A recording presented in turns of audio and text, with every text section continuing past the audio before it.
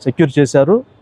ఒకవేళ అదే YCP rowdy రాజ్యం కనుక గెలుచుంటే, జగన్మోహన్ రెడ్డి అనే మానవ మృగం కనుక గెలుచుంటే, ఈరోజు సజీవంగా నేనుండి ఈ విధంగా మీతో మాట్లాడేవాడిని కాదు. నన్ను చంపేసేవాళ్ళు. వాళ్ళు రిజల్ట్ వచ్చిన మరుసటి రోజు చంపేసేవాళ్ళు.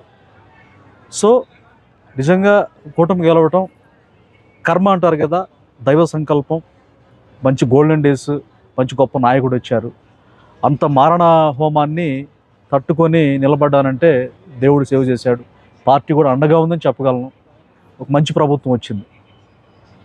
అప్పట్లో పల్నాడు ప్రాంతంలో పిన్నెల్లి రామకృష్ణారెడ్డి బ్రదర్స్ ఒక చీకటి సామ్రాజ్యాన్ని సృష్టించారంటారు. అది ఎంతవరకు నిజం అంటారు?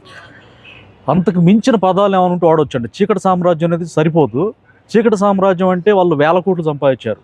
ఆర్థిక బలం, అంగబలం భయంకరంగా కోట్లకు పడుగులు ఎత్తారు. అయినప్పటికీ కూడా వాళ్ళ స్వభావం ఏ రాక్షసులు కూడా సరిపోరండి. కిమ్ నయమని గతంలోనే చెప్పాను నేను, ప్రాణాలతో బయటపడ్డ రోజే. ఉత్తర కొరియా అధ్యక్షుడు కదా, కిమ్ చాలా బెటర్ అనిపిస్తుంది. వీళ్ళలో మానవత్వం అనేది మచ్చు కనిపించదండి. అనేక మందిని ఊచుకోత తోట చంద్రయ్య మరణం చూసాం, ఎంత దారుణంగా చంపేశారు.